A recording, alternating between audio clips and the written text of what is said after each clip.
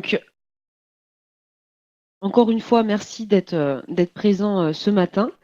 Euh, hop, je vais me mettre voilà, sur mon écran. Donc, dans un premier temps, je vais aborder avec vous donc la présentation de notre société, donc Sofacom, donc qui a été créée en 2004 par Monsieur Hébard, donc mon responsable, et qui s'est développée donc autour d'une idée assez simple, relancer le commerce de proximité. Alors aujourd'hui, on s'est un peu plus étendu, on est par rapport un peu plus à toute la France.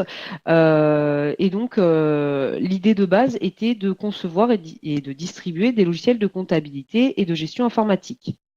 Depuis 2007, donc on est centre de compétences des logiciels EBP, pardon, et on est certifié intégrateur donc de la ligne PME qui est la gamme la plus haute chez EBP.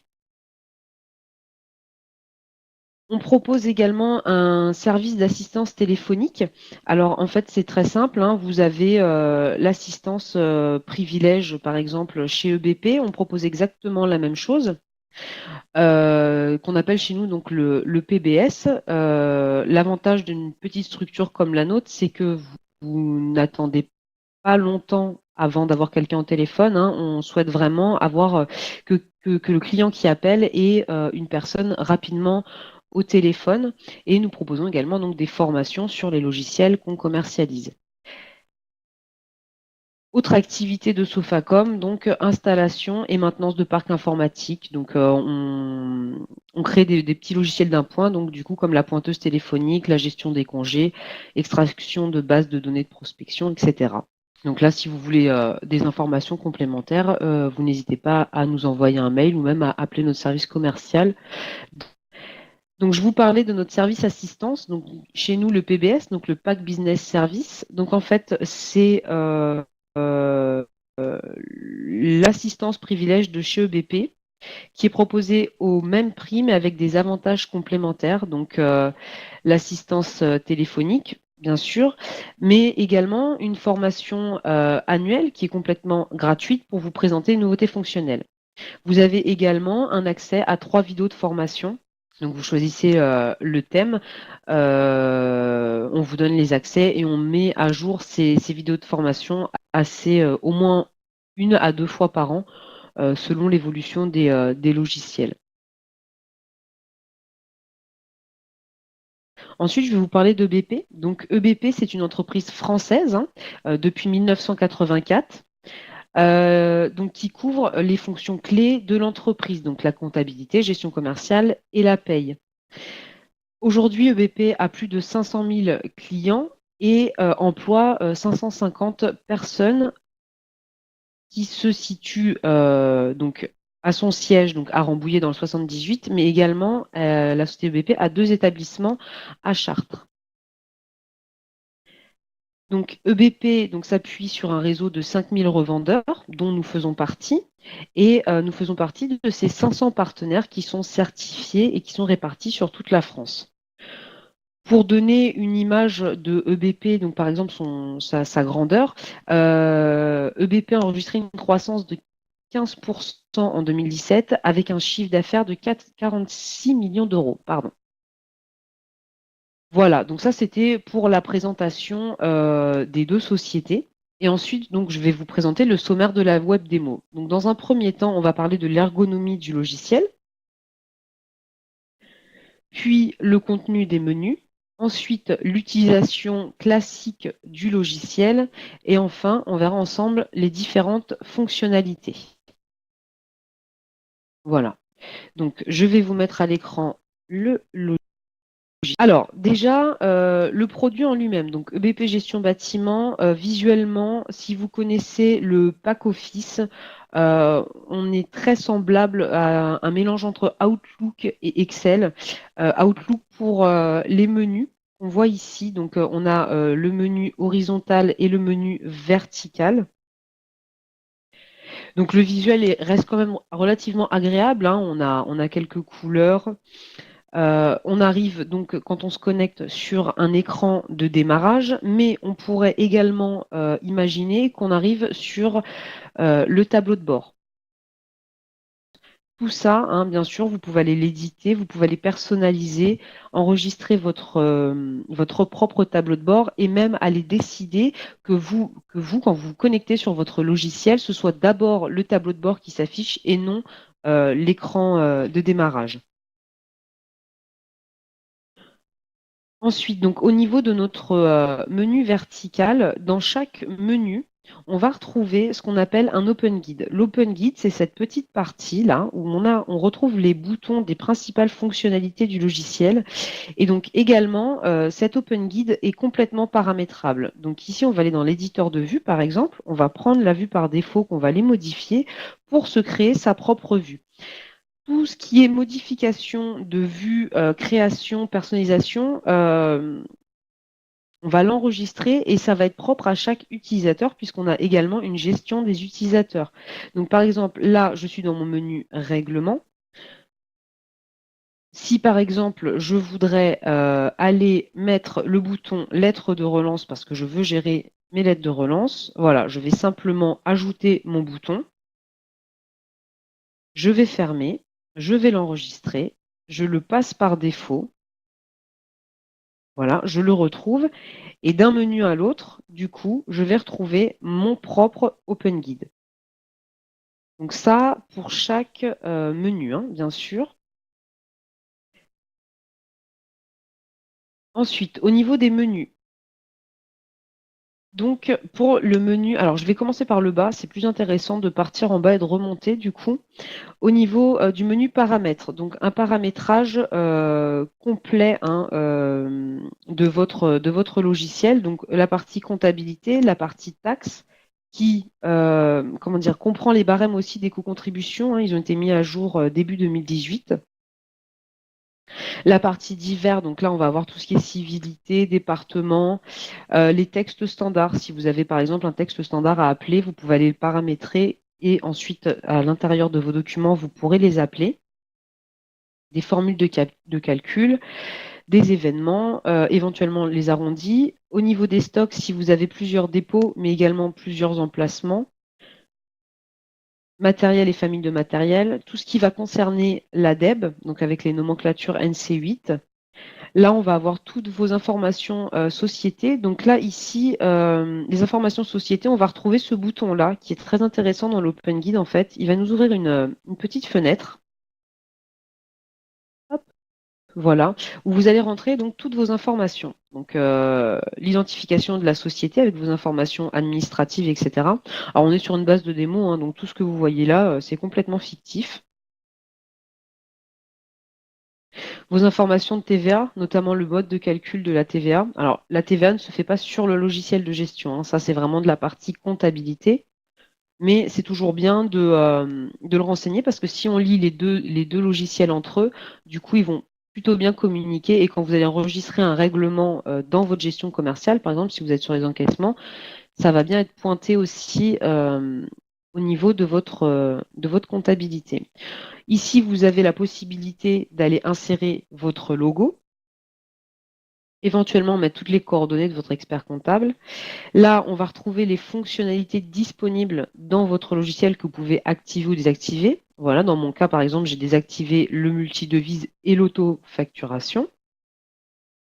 Donc la partie paramétrage, donc là, on va plutôt s'intéresser à tout ce qui est décimal. Au niveau de la devise, je pense qu'on est tous à peu près à l'euro aujourd'hui, hein. Enfin, oui, on est en Union européenne, c'est un logiciel français, donc théoriquement, on est encore à l'euro. Toutes les options comptables. Donc là, si vous liez vos dossiers, vous avez donc les options comptables que vous allez pouvoir paramétrer, etc., etc. Au niveau de la numérotation, donc là, il est assez important de s'y pencher puisque vous avez donc la possibilité d'utiliser un compteur pour tout ce qui va être numérotation. Vous pouvez désactiver ce compteur. Alors moi je dis attention parce qu'on peut le désactiver pour les factures, mais depuis l'article 88, hein, une facture, un numéro de facture fixe, etc. Il ne faut pas de rupture dans la chronologie des factures, etc. Donc je conseille de le laisser quand même relativement comme ça, avec donc du coup ce compteur. On a également donc tout ce qui va être paramétrage des articles, paramétrage des tarifs et promotions. Donc là plutôt, est-ce que voilà, utiliser le tarif le plus avantageux pour le client par exemple, et l'ordre de priorité des tarifs. Au niveau des documents de vente, dans les options générales, on va retrouver donc tout ce qui va être lié à l'article, notamment saisie des articles non référencés. Alors ça peut être intéressant justement dans le bâtiment quand on a un gros devis et qu'on n'a pas envie d'appeler un article. Par contre, attention, article non référencé veut dire pas de liaison avec la comptabilité puisqu'on ne lui aura pas mis de compte comptable attaché. Alors moi, je voulais vous montrer, voilà, dans la partie documents. Non, ça c'est le transfert des. Je vais pas retrouver mon.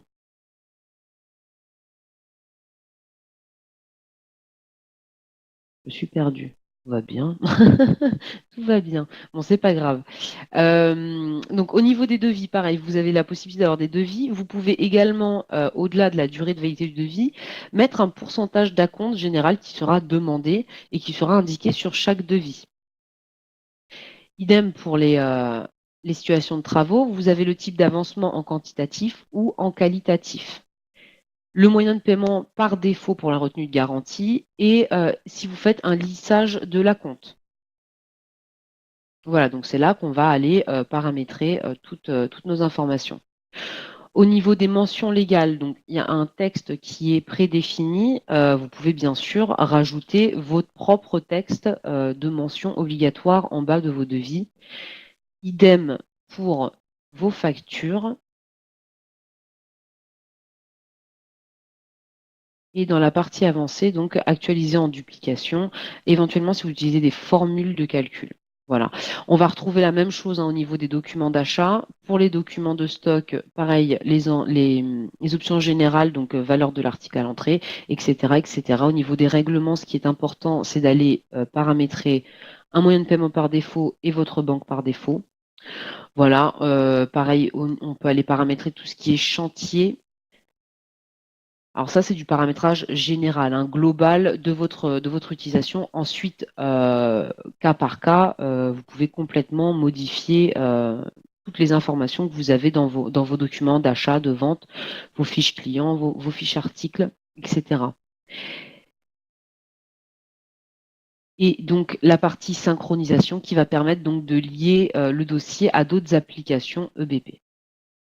Voilà, donc ça c'était pour la partie paramétrage information société.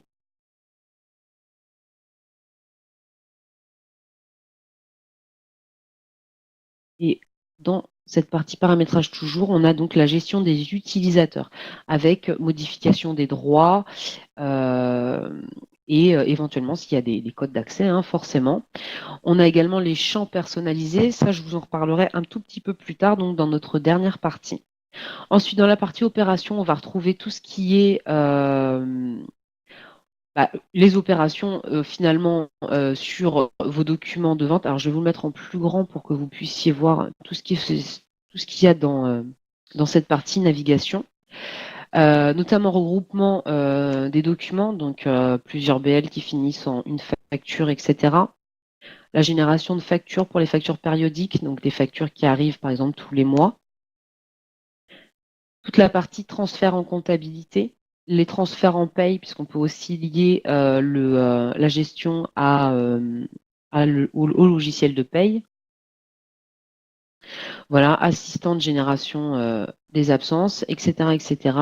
Et en l'occurrence, on a le petit onglet impression là qu'on va retrouver dans chaque menu. Ici, il est intéressant, par exemple, lorsqu'on veut sortir. Alors, je vais me mettre dessus. Voilà, par exemple, le transfert comptable, la liste des écritures. Donc, sur tous ces petits boutons impression, là, vous allez retrouver entre guillemets, enfin non, pas entre guillemets, vous allez vraiment retrouver toutes les impressions que vous allez pouvoir avoir dans les fonctionnalités de votre onglet navigation ici. Et du coup, aller directement à partir de là, sortir ce qui vous intéresse. Vous n'avez pas besoin d'aller par exemple, si vous vouliez sortir votre DEB, vous n'avez pas besoin d'aller dans DEB et d'aller imprimer. Vous vous mettez sur DEB ici et vous allez directement double-cliquer là pour aller sortir votre déclaration d'échange de biens. Au niveau stock article, donc on va retrouver tous les documents de stock, donc bon d'entrée, bon de sortie, inventaire, tout ce qui est ordre de fabrication, ordre d'assemblage, ordre de transfert, éventuellement la liste des mouvements de stock. Ici, on va aller retrouver tous les articles avec famille, sous-famille, les statistiques également, historique client, historique fournisseur par article, la gestion des tarifs et encore notre petite impression. Pour la partie achat, on va avoir donc tous nos documents d'achat, tout ce qui concerne nos fournisseurs, également nos chantiers et la partie règlement des fournisseurs. Dans la partie règlement, alors ce menu-là, en fait, on l'utilise plus ou moins. Vous allez vite comprendre pourquoi. Parce qu'en fait, ici, vous avez la partie client-fournisseur. On a vu tout à l'heure dans la partie achat que la partie règlement était rappelée également dans l'onglet du menu achat. Donc là, ici, ce qui va surtout nous intéresser, ça va être tout ce qui est moyen de paiement et mode de règlement.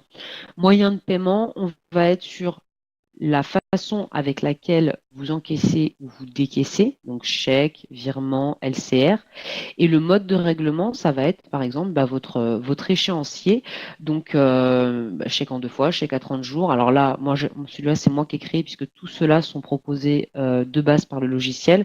Donc par exemple, un virement entre à 30 jours, donc qui va aller calculer automatiquement l'échéance une fois qu'il a été paramétré lorsque vous l'appelez sur la facture de votre client, par exemple. Ensuite, la partie vente, où là, on va retrouver donc tous les documents de vente, tout ce qui concerne les clients, les règlements, donc ce que je vous disais tout à l'heure, au niveau des règlements, on va le retrouver également ici. Éventuellement, la gestion du planning. Alors, le planning aujourd'hui, on s'en sert plus ou moins. On pourrait aller s'imaginer que, comme on a également la gestion des commerciaux et collaborateurs, aller réserver des plages de planning pour certains collaborateurs. Par exemple, le maçon qui va sur un chantier tel jour, comme ça, il ne sera pas disponible. Si on veut le mettre sur ce planning, il ne sera pas disponible.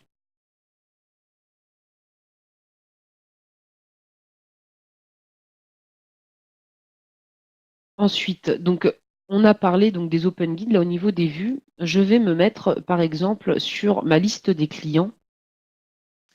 Et en fait, ici, on va avoir donc une liste enfin, une vue par onglet, puisqu'ici, on va retrouver des petits onglets. Donc, tous clients prospects, en l'occurrence, pour les clients. Et on peut, donc, cette vue-là, vous voyez qu'ici, on a une vue qui s'appelle copie de défaut. En fait, par défaut, on va avoir cette vue-là. Et moi, d'avoir le téléphone fixe ou le fax, ça ne m'intéressait pas. Donc, du coup, je me suis créé une copie que j'ai paramétrée. Donc, j'ai simplement dit que c'était ma vue par défaut. Et quand je rentre dans ma liste de clients, je peux aller voir les colonnes qui m'intéressent, donc notamment le solde, mais également le commercial ou le collaborateur qui est affecté à ma fiche client.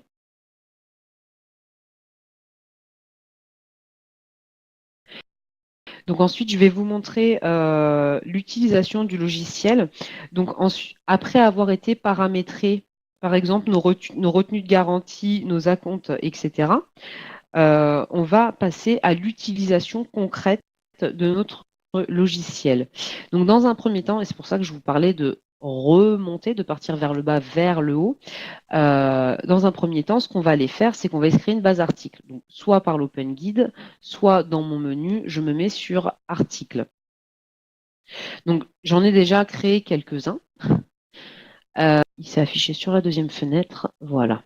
Donc, de base, il va être de type fourniture, puisqu'on a décidé par défaut que c'était le type d'article par défaut.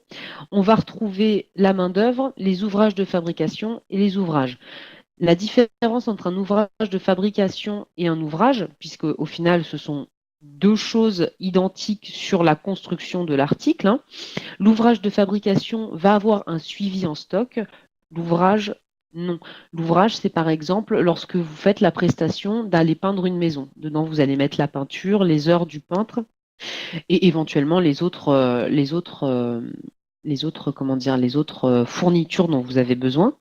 L'ouvrage de fabrication, c'est par exemple, vous allez fabriquer votre portail, donc vous avez besoin de fer, d'or de ferronnerie, par exemple, et de l'ensemble de serrurerie. Vous allez créer donc votre ouvrage de fabrication et votre portail sera suivi en stock de rentrée. Alors, ce que je vais faire, c'est que je vais rentrer dans une fourniture pour vous montrer les différents types d'articles qui existent. Voilà, donc là, on va être sur du carrelage, par exemple. Donc ici, j'ai mis ma description commerciale. Je pourrais également mettre une description technique. Je vais mettre mon déboursé, mon prix de revient, donc qui va être calculé automatiquement si jamais je rentre des frais. Ici, mon taux de marge, mon taux de marque. Alors, je ne suis pas obligée de tout rentrer, hein. Si je mets mon prix de revient, mon prix de vente, tout se calcule automatiquement, hein. Je vais aller appeler mon fournisseur, la quantité par défaut que je facture, mon unité de vente que je vais pouvoir créer. Alors, à savoir aussi, à partir de n'importe quel endroit où vous avez le petit crayon, en fait, vous allez simplement revenir sur le paramétrage de... là, en l'occurrence, on est sur l'unité de vente, mais de ce que vous voulez reparamétrer. Donc là, voilà, là, j'ai paramétré mes mètres carrés. Donc, c'est de type surface. On est d'accord que pour un pour un, en fait. 1 mètre carré, 1 mètre carré. Au niveau des types d'unités, on va avoir du poids, de la dimension, du volume, du temps et autres. Autres, on pourrait partir sur de l'unité simple, par exemple. Voilà. Donc également, hein, pour ma fiche fournisseur, hein, hop, j'ai juste à aller cliquer sur mon crayon. Hop, elle s'ouvre sur l'autre fenêtre. Voilà. Et à partir de là, j'irai créer donc j'irai renseigner d'autres informations de ma fiche fournisseur. Ensuite, on va avoir le détail du matériau. Donc, par exemple, au niveau du matériau, tout ce qui est déboursé, etc. S'il y avait un cadencier aussi à générer par rapport à cette fourniture et éventuellement le détail de la main-d'œuvre. Ensuite, on va retomber sur donc, notre fiche stock. Donc, est-ce que le produit est géré ou pas en stock? Donc, par exemple, si je le coche ici, je vais pouvoir aller autoriser les stocks négatifs et éventuellement, lorsque j'achète cet article, où il va être livré en règle générale, puisqu'ensuite, dans mon document d'achat, je peux aller modifier mon adresse de livraison. Dans la partie divers, on a une gestion des groupes. Alors, on a une gestion famille, sous-famille pour les articles, mais on a également une gestion de groupe, groupe 1 et groupe 2. Donc, ici, je pourrais mettre sa nomenclature pour la DEB, les informations de codisage, etc. Ici, on va retrouver la partie comptabilité, où là, on va aller paramétrer les comptes comptables dans lesquels ils doivent tomber par rapport à la territorialité qu'on va retrouver chez le client ou le fournisseur. Je peux importer l'image de mon article et je peux lier des articles entre eux. C'est-à-dire, par exemple, je vends mon portail, j'ai une garantie, un contrat de garantie sur ce portail. Quand je vais appeler mon article portail, le contrat de garantie me sera proposé. Ici, les fournisseurs qui sont concernés, donc là, en l'occurrence, j'en ai mis un, ça va être le fournisseur principal qu'on retrouve ici, mais je peux également aller dire qu'il y a d'autres fournisseurs et du coup mettre le prix d'achat pour chaque fournisseur. Ici, on va retrouver les tarifs clients et tarifs fournisseurs. S'il y avait des références, donc le client par exemple qui vous dit ah mais moi j'aimerais que sur ma facture il apparaisse ma référence interne, vous pouvez ici aller créer les références de vos clients. Également la référence du coup du fournisseur. Alors la partie web, c'est si vous avez donc par exemple un site e-commerce, donc comme un PrestaShop par exemple, et du coup vous vendez cette fourniture sur le web. Donc il y aura juste à cocher publier sur le web et par le biais d'un e-connecteur, donc d'une plateforme de connexion, vous allez pouvoir lier votre site e-commerce et votre gestion commerciale. Donc gestion bâtiment, c'est une gestion commerciale. Et éventuellement, donc la partie formule, où là, dans vos documents de vente ou d'achat, vous allez définir comment sont calculées, par exemple, les quantités, les prix de vente et les prix d'achat. Une partie note, donc des documents associés qu'on peut aller ajouter, donc ça peut être un fichier ou une adresse web, et quelques petites notes manuelles si vous voulez rentrer. Alors la partie notes, on la retrouve et sur les fiches articles, mais également sur les fiches clients et les fiches fournisseurs. Voilà, donc une fois qu'on a créé, non, je ne vais pas enregistrer, une fois qu'on a créé donc, nos articles, donc ensuite on a dit main-d'œuvre, donc je vous repasse pas sur tous les onglets pour les main-d'œuvre, hein, mais on est à peu près sur la même configuration, hein, comme vous pouvez le constater. Ce qui va être intéressant, ça va être tout ce qui est ouvrage de fabrication. Donc je parlais de mon portail tout à l'heure. Voilà. Donc en fait, on va avoir pareil la même chose au niveau que les fournitures, mais on va avoir également l'onglet ouvrage. Et dans cet ouvrage, en fait, on va aller dire la composition donc de notre ouvrage de fabrication. Euh, Composition qui est suivie en stock également. C'est-à-dire que quand je vais aller fabriquer mon portail, tout ce, tout ce qui est suivi en stock derrière, par exemple mes serrures, je sais qu'elles sont suivies en stock, elles vont être décrémentées au moment où on va aller faire un ordre et un bon de fabrication. Et donc on a la partie ouvrage. Donc là, on va avoir donc la pose de notre portail. Hop, voilà. Ou dans l'onglet ouvrage, là, on va retrouver notre portail, le ciment et nos heures de ferronnerie. Donc là, vous voyez qu'on n'a pas l'onglet stock qui apparaît, hein. On a un petit onglet divers où on a pareil, hein, tout ce qui est groupe, cadence, etc. L'onglet comptabilité est bien là. Mais par contre, effectivement, on n'a plus cette notion de stock.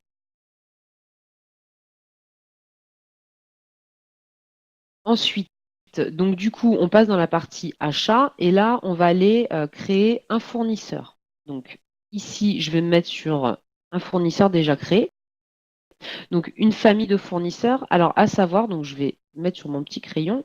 Hop, c'est que dans la famille du fournisseur, on peut déjà pré-paramétrer pas mal de choses. La territorialité, s'il y avait des remises spécifiques à ce genre de fournisseur-là, par exemple, le mode de TVA, donc là c'est plutôt intéressant si on est en TVA mixte. Le commercial et collaborateurs qui seraient affectés à cette famille-là, le mode de règlement, les tarifs, les options de facturation et les notes. Je ne l'ai pas dit pour les articles, mais toute la partie comptabilité, là, le grand tableau où on voyait tous les comptes comptables là, par rapport à la territorialité au taux de TVA, est paramétrable dans la famille article. On n'est pas obligé de le refaire à chaque fois pour chaque article tant qu'on appelle la famille. Voilà, donc on a l'onglet facturation, où on va donc rentrer l'adresse et le contact de facturation. On a la même chose pour la livraison, donc si c'est identique, on peut laisser cocher. Et ici, on va avoir l'onglet adresse où on va pouvoir aller créer toutes les adresses connues pour ce fournisseur. Alors, au niveau du fournisseur, c'est peut-être pas le plus intéressant.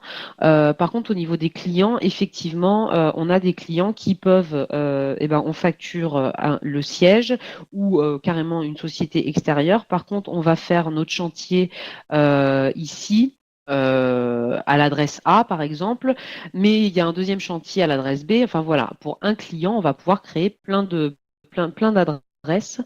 C'est pas un souci. Ici, toute la gestion des contacts. Au niveau de notre onglet gestion, donc le compte comptable du fournisseur, s'il avait une grille analytique, hein, puisqu'on a bien vu qu'il y avait la gestion de l'analytique également dans la gestion commerciale, et tout ce qui va concerner donc ses échéances et son solde, etc. Tout ce qui va être tarif, donc qui concerne ce fournisseur, donc par exemple si on a une remise sur certains articles, on va pouvoir aller le paramétrer ici. Toute la partie tarif, je, je vous en parlerai un tout petit peu plus tard, pareil au niveau des fonctionnalités.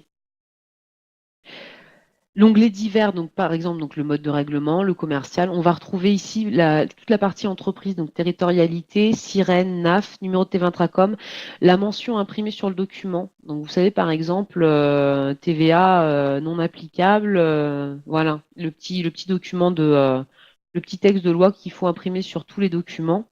Pour les fournisseurs, on a la même chose hein, pour les clients. Les articles qu'ils concernent, donc là ici j'avais ma serrure et le fer pour mon portail. Donc paramétré dans la fiche article, on le retrouve dans la fiche fournisseur. Tout est lié. Et donc, si j'avais des références, je pourrais également les renseigner ici. Tout ce qui est options de facturation, donc là, ça va être les modèles d'impression. Et encore une fois, donc cette petite note avec les documents associés et des notes à la mano.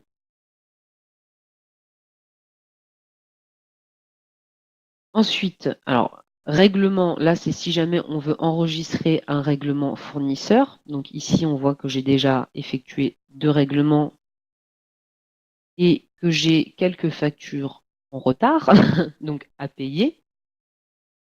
Et dans la partie vente, du coup, on va aller créer donc une fiche client. Alors, on a client et prospect. Donc, la différence entre les deux, hein, je ne vous l'apprends pas. Le prospect, c'est un futur client en devenir. Donc, dans la fiche client, on va retrouver exactement la même chose que dans la fiche fournisseur, hein. Le logiciel est assez simple à ce niveau-là. On part sur la même base à peu près pour toutes les fiches, hein. La civilité, la famille, l'onglet facturation, livraison, adresse, contact, toute la partie gestion, donc spécifique à ce client, les éventuels tarifs. Dans l'onglet divers, on retrouve exactement les mêmes choses que, voilà, bah, il est là mon petit texte de loi. TVA 10% d'après l'article 279.0 bis du CGI. Voilà. Donc les coordonnées bancaires, donc ça va être intéressant si vous faites des prélèvements ou si vous émettez des LCR non acceptés, par exemple. Les références articles, les options de facturation, c'est toujours la même chose. Au niveau du web, pareil, hein, si vous avez un site e-commerce, vous pouvez aller lier la référence client à la référence de votre client sur votre site e-commerce. Et donc la partie note.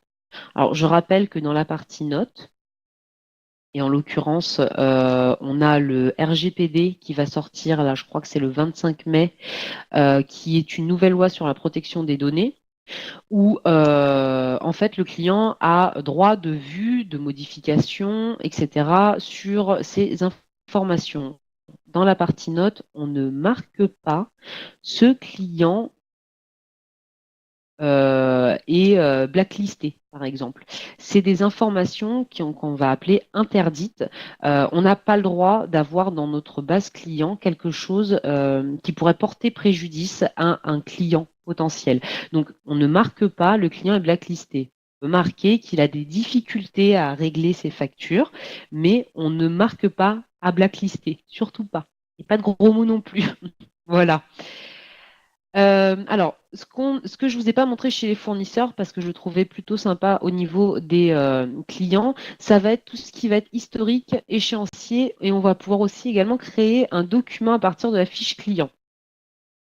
On va pouvoir accéder à ces statistiques, on va pouvoir faire une simulation de tarifs, un publi postage, également voir la solvabilité. Donc là, là, on va retomber sur des sites où effectivement, on va avoir une solvabilité. Donc la solvabilité, c'est un peu comme cette fameuse note, hein, client blacklisté.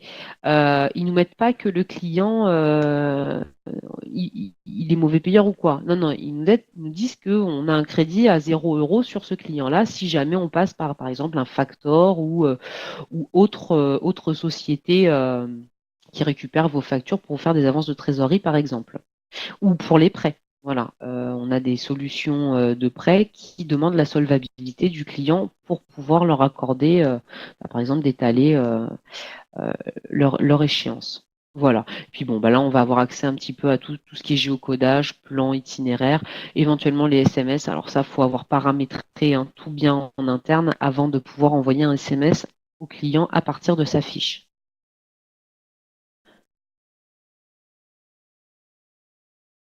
Ensuite, donc, on a créé nos articles, nos fournisseurs, nos clients. Donc, on va pouvoir aller se faire une petite facture. Alors, je vous fais une démo que sur la partie client parce que les achats, c'est exactement la même chose, hein. Je ne veux pas non plus vous faire perdre votre temps. Je parle beaucoup, donc du coup, au bout d'un moment, il faudra que je m'arrête quand même.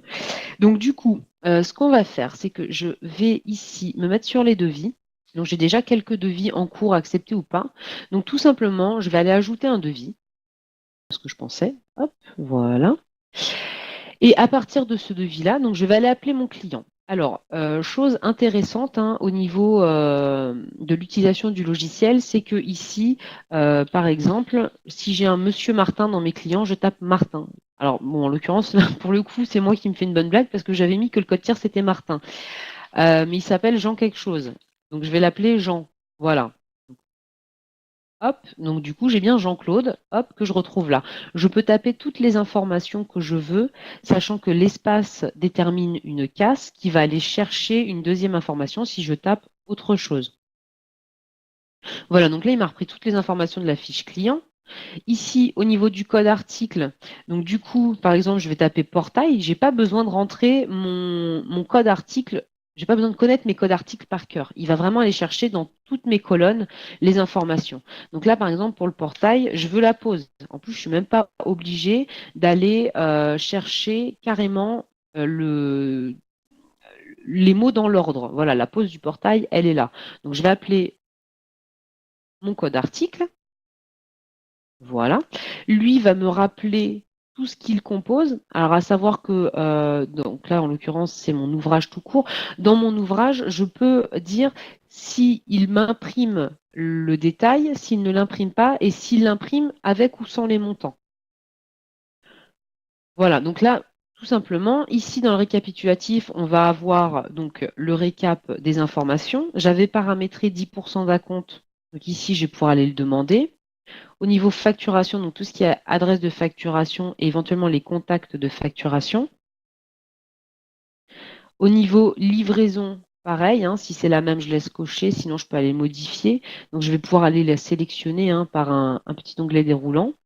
Dans la partie complément, donc le commercial qui est concerné, donc il m'a rappelé le commercial qui est affecté à ce client. S'il y avait un chantier, je pourrais aller lui affecter un chantier. Toutes les infos du tiers, normalement, se mettent automatiquement hein, à partir de la fiche client. Et là, on a toutes les statistiques du document. Voilà, donc la marge nette brute, les informations de colisage et tout ce qui va concerner l'ADEB. On voit que la petite mention imprimée sur le document, c'est bien reprise ici. Et si j'avais de l'autoliquidation sur travaux immobiliers réalisés en sous-traitance, on va retrouver l'option à cocher ici. Dans complément suite, donc là par exemple le suivi commercial hein, avec la date d'acceptation et la date de signature. Et ici dans la partie notes, on retrouve la même chose, document associé, si j'avais une petite référence à mettre, des notes et un descriptif pardon, des travaux que je pourrais par exemple transmettre à mes ouvriers une fois qu'ils vont sur leur chantier. Donc à partir de là, je vais enregistrer mon devis. Bon, voilà. Hop. Voilà, je vous le mets en moins grand. Donc, le devis, alors ça, c'est le devis basique hein, du logiciel. Donc, forcément, il y a plusieurs documents de vente, de modèles de documents mis à disposition par le logiciel. Donc là, on va être sur le devis hors taxe. Je pourrais lui mettre le devis hors taxe avec couleur, par exemple. Voilà, on va se mettre un peu moins grand. Voilà, où je vais retrouver donc toutes mes informations, la compte demandé, etc., etc. Tout ça, tout ce que vous voyez à l'écran là, c'est paramétrable grâce à un éditeur simple, mais également un éditeur avancé. Du coup, moi, par exemple, si je veux garder ce modèle-là et que je veux simplement les modifier, parce que par exemple, je n'ai pas de numéro de téléphone portable et de fax et que donc je veux les supprimer, voilà, je vais avoir accès à l'éditeur de modèle. Donc, je vais simplement faire suivant, suivant. Ici, je vais retirer mon fax et mon téléphone portable et je vais continuer, je vais continuer. Voilà, je vais choisir mes options, etc., etc. Ici, il se rappellera personnalisé. Je fais suivant et je vais le lancer. Donc là, il me met à jour le modèle, il me l'enregistre et j'ai mon propre modèle personnalisé que je pourrais mettre par défaut par la suite. Donc ici, on va le retrouver là. Voilà. Donc du coup, effectivement, on voit que le téléphone portable et le fax ont disparu. Je vais également, en remodifiant mon modèle, puisque les modèles de base ne donnent pas accès à l'éditeur avancé, aller partir sur, vous voyez ici, on a le petit éditeur avancé. Alors là, attention, parce que ça peut faire peur. Hop, on va modifier le modèle existant. On ne va pas créer de copie. Hop, viens ici, mon bonhomme. Voilà. On arrive sur EBP Report Designer. Donc là, on va vraiment être sur de la modification complexe, hein, vraiment avancée de la facture. Mais ça permet tout simplement, par exemple, hop, d'ajouter un petit morceau de texte. Voilà, on peut rajouter du blabla. Il n'y a pas de souci. On l'enregistre, on ferme et on peut aller enregistrer les changements. Voilà. Oui, on est d'accord. Voilà. Donc là, on fait un petit rafraîchissement et mon petit blabla que j'ai créé, donc on le retrouve ici. Voilà. Donc là, on part d'un devis. Alors, j'avais des devis. Alors, attendez, je vais vous prendre un gros devis. Voilà, qui est ici. Parce que là, on a fait vraiment un devis hyper simple. Mais on va pouvoir aller construire des devis, donc avec toute une partie numérotation, avec des chapitres, des sous-chapitres, voire même des sous-sous-chapitres, puisqu'en fait, on a 4 niveaux de tranches possibles. Voilà, on va pouvoir aller rajouter n'importe quel blabla, hein, puisque ici, comme vous pouvez le constater, peinture de la cuisine de 10 mètres carrés, quand j'appelle mon peinture, il n'est pas écrit ça, hein. Je vais pouvoir aller modifier moi-même toutes mes descriptions, en fait. Donc, je vais pouvoir vraiment monter mon devis comme ça. Donc, celui-là, il a été accepté. Donc, du coup, ce qui va se passer, c'est que je vais le retrouver en commande. Donc, commande qui a déjà été livrée partiellement. Donc, en me mettant sur ma commande, donc je peux toujours aller modifier certaines informations, hein, puisque du devis à la commande, hein, on peut aller modifier encore un petit peu certaines choses. Je vais retrouver également dans la partie acompte la facture d'acompte que j'aurais créée et générée à partir du devis, par exemple, donc avec toutes mes références de règlement, mes dates. Et dans la partie avenant, par exemple, voilà, finalement, la personne me rajoute quelque chose, donc je vais créer un avenant à mon devis initial. Voilà, tout simplement, j'ai un petit bouton créer un avenant. Donc on va retrouver bien toutes les informations, hein, qu'on avait repris initialement sur le devis à ce niveau. Donc ici, tout simplement, une situation de travaux, je vais avoir le petit bouton créer une situation de travaux, mais je vais également retrouver mon décompte général définitif. Donc si je clique dessus, hop, voilà, je vois bien la feuille, je vais tomber sur une impression, je vais faire un petit aperçu. Et en fait, comme la commande n'est pas terminée, il va être provisoire. Et là, je vais retrouver toutes les infos concernant mon marché. Donc mon marché initial, à combien il était. Donc, on n'a pas eu d'avenant, hein, donc forcément, ça n'a pas bougé. Les situations de travaux qui sont liées, donc j'ai fait une seule situation de travaux. Les factures d'avancement qui ont été générées avec les échéances. Donc là, ici, on voit que la retenue de garantie, je l'ai fait par situation de travaux. Donc du coup, je retrouve bien mon échéance un an plus tard. La liste des factures d'acompte. Et ici, on va retrouver donc la liste des acomptes, la liste des échéances de retenue et ce qui va rester à facturer. Voilà, donc ça, généralement, les architectes, ils aiment bien avoir ça sous la main, le décompte provisoire avec la situation de travaux, comme ça, ils voient où ils en sont. Dans la partie complément, donc on va retrouver pareil, hein, donc toutes les infos, etc., etc. Donc je vais quand même vous montrer à quoi ressemble ma situation de travaux, qui donc a été facturée. Voilà. Donc là, ici, je vais vous déplier tout. Je suis partie du principe que j'avais facturé 100%. Alors, j'ai même pas non, je vais tout replier. Voilà, j'ai juste facturé 100% de la rénovation de l'appartement 01. Voilà, donc tout simplement, hein, soit je m'amuse à mettre mes quantités ici ou mes pourcentages d'avancement, soit carrément sur la ligne, soit carrément sur les sous-lignes. Enfin, vous avez vraiment la possibilité de les mettre où vous voulez en fait, hein, vos pourcentages d'avancement ou vos quantités d'avancement. Tout va bien se calculer par la suite.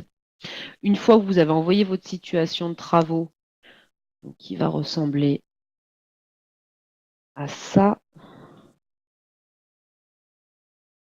Allez, bonhomme, hop, voilà.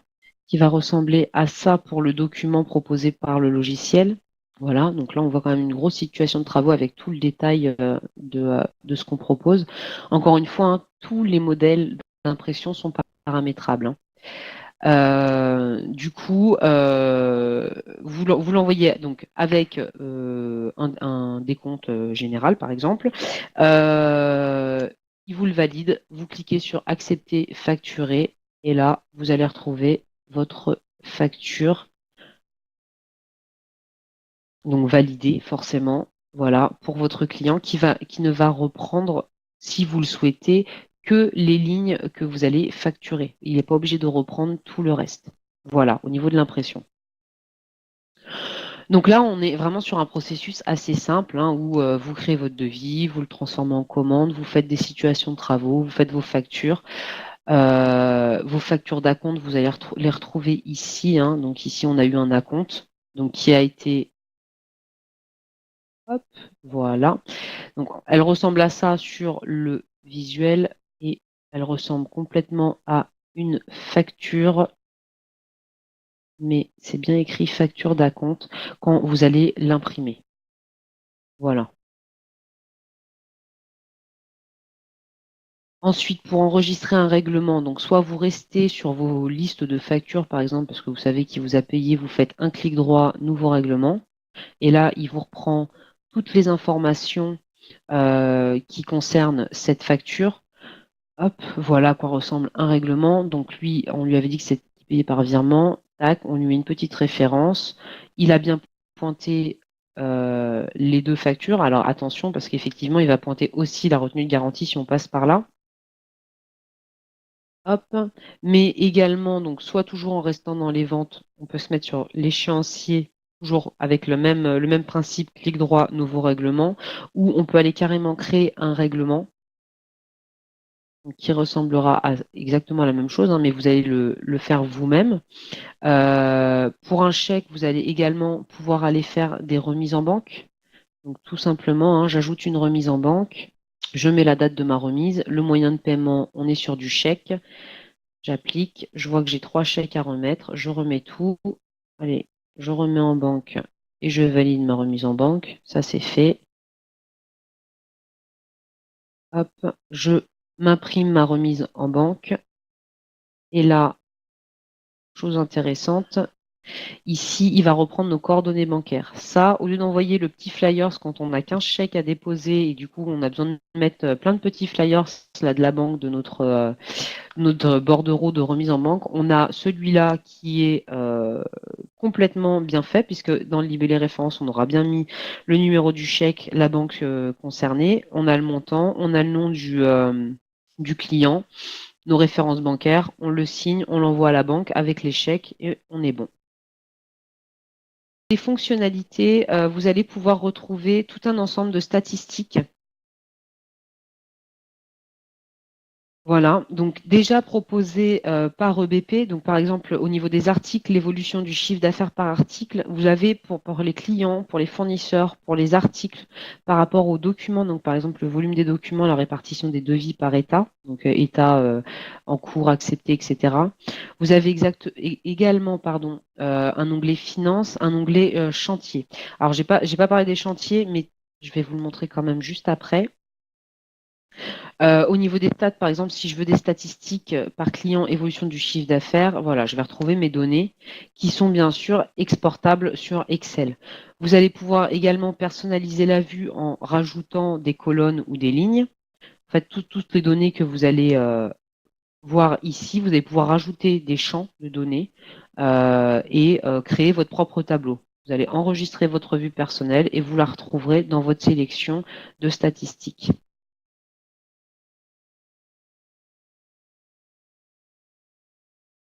Au niveau des tarifs, donc création de tarifs, hein, pareil, hyper simple.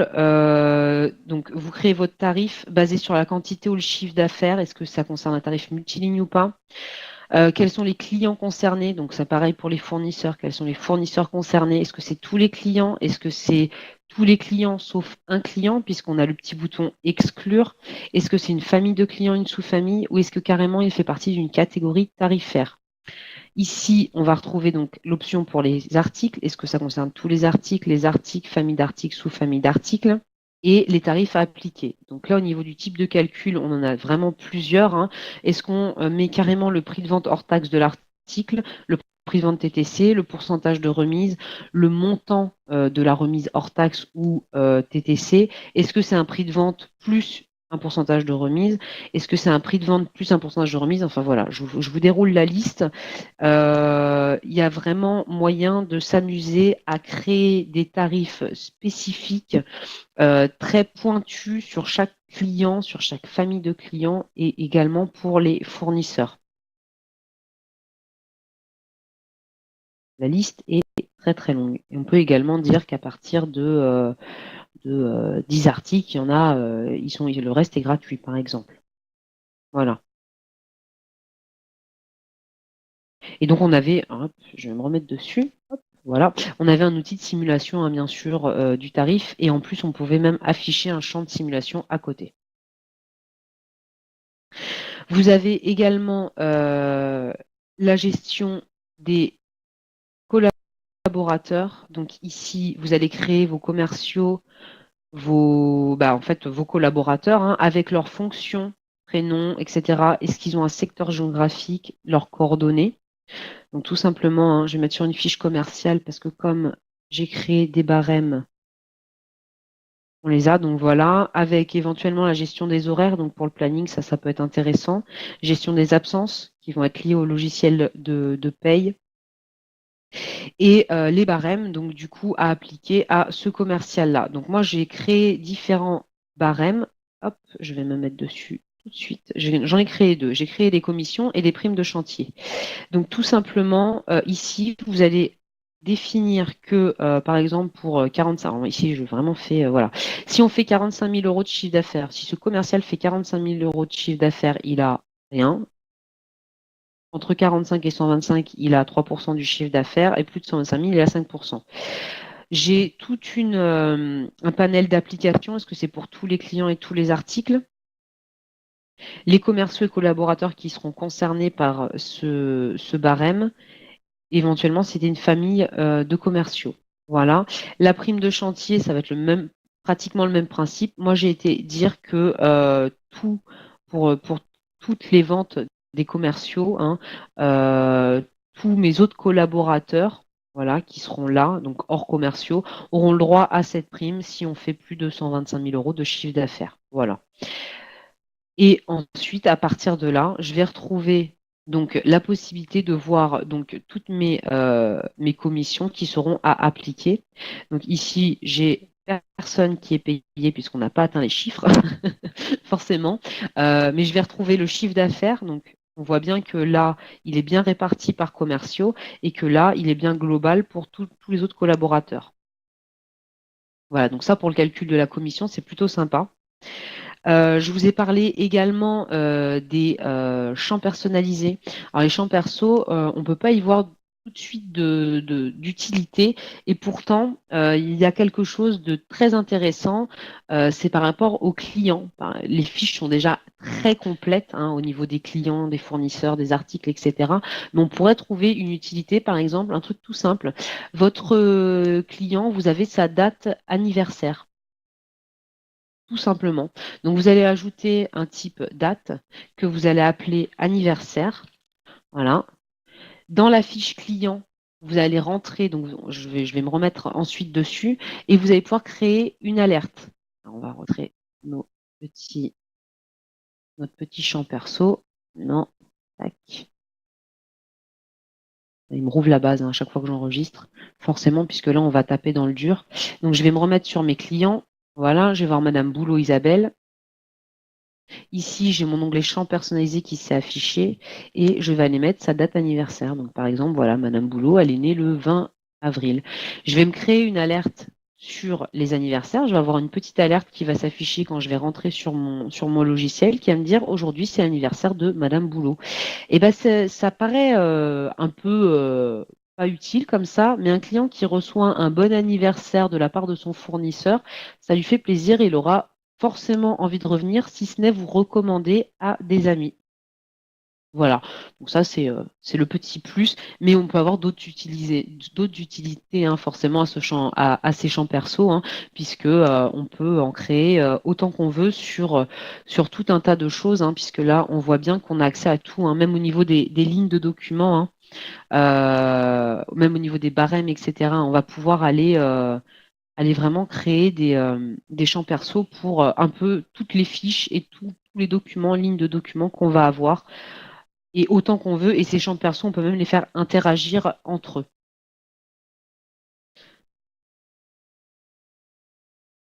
Ensuite, dernière petite chose, le transfert en comptabilité. Donc, si vous avez un logiciel de comptabilité EBP, il n'y a pas de souci, hein, ils communiquent très bien entre eux. Vous faites juste un transfert comptable classique, je dirais.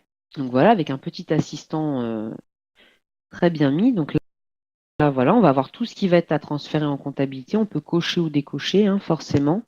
Ici, le format d'échange, donc si c'est EBP, c'est OpenLine, mais on a également un petit outil qui s'appelle le Communication Entreprise Expert.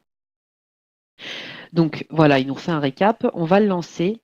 Et en fait, ce petit outil permet de communiquer avec le logiciel comptable, par exemple de votre expert comptable, mais au format de son propre logiciel.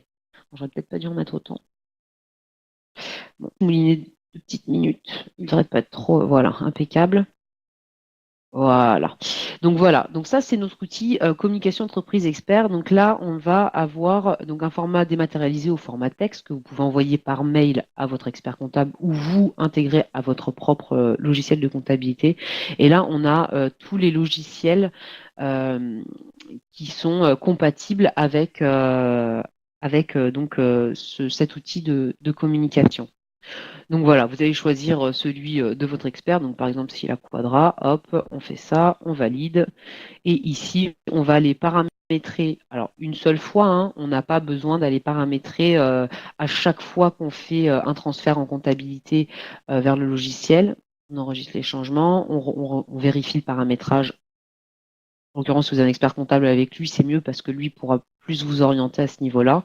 On a l'accès à la concordance des journaux, l'accès à la concordance des comptes, donc ici dans EBP, ici dans Quadra par exemple, et vous allez aussi avoir la visualisation des écritures. Donc est-ce que ça tombe dans les bons comptes? Donc vous avez la visualisation de chaque écriture. Un petit export, vous lancez le transfert, voilà, c'est correctement déroulé. Alors effectivement, tac, je vais baisser mon logiciel. Voilà, il m'a créé un petit fichier texte qui ressemble à ça. Donc chez nous, c'est du charabia, mais pour le logiciel de votre expert comptable, ça veut tout dire. Donc voilà, comme ça, il n'aura plus qu'à intégrer les écritures comptables si le paramétrage est bien fait dans son logiciel de comptabilité. Alors, comment cela se passe-t-il pour une utilisation en réseau? Alors, il y a plusieurs sortes de réseaux. C'est-à-dire que vous avez votre logiciel sur un serveur. Et toutes les données sont avec ce logiciel. Donc, du coup, vous êtes connecté en filaire, par exemple, sur votre réseau. Tout est géré sur le serveur, il n'y a pas de souci. Et du coup, vous allez avoir des accès utilisateurs sur ce serveur-là. Donc, on enregistre, on ne crée enfin, on installe, pardon, le logiciel que sur le serveur. Et en fait, tout simplement, les ordinateurs de vos collaborateurs vont accéder à ce serveur virtuel euh, par l'accès de leur ordinateur, comme s'ils se connectaient par exemple à une page Internet. Vous avez aussi la possibilité d'avoir le logiciel installé sur l'ordinateur de chaque utilisateur et que la base de données soit installée que sur le serveur. Ça, c'est possible aussi.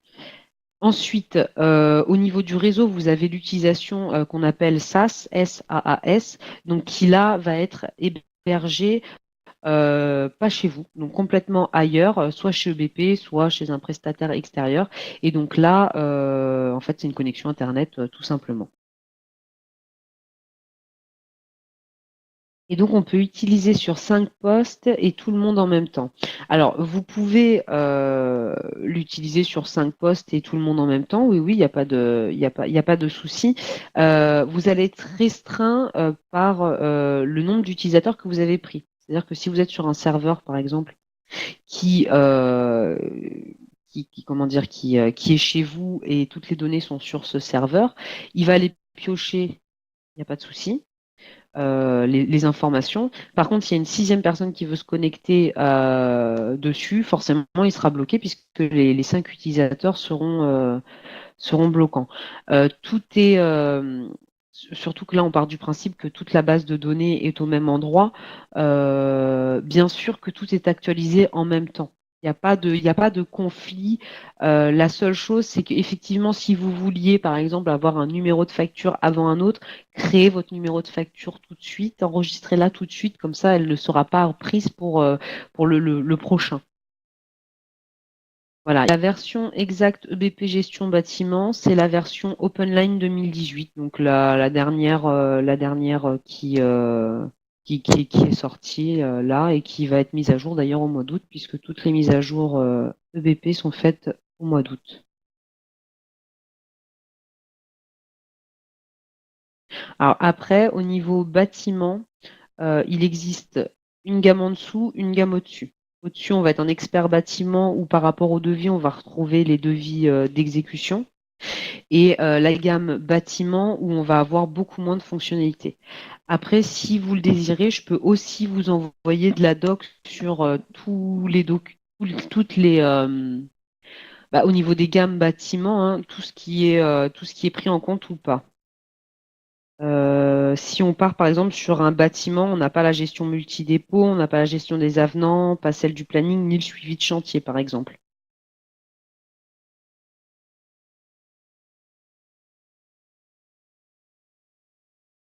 Et dans Expert bâtiment, on va aussi retrouver donc devis d'exécution, diagramme de Gantt, gestion des équipes et compétences, gestion des frais et accès à des modules spécifiques comme par exemple la gestion des affaires, maintenance SAV, gestion de magasin et numéro de lot et série.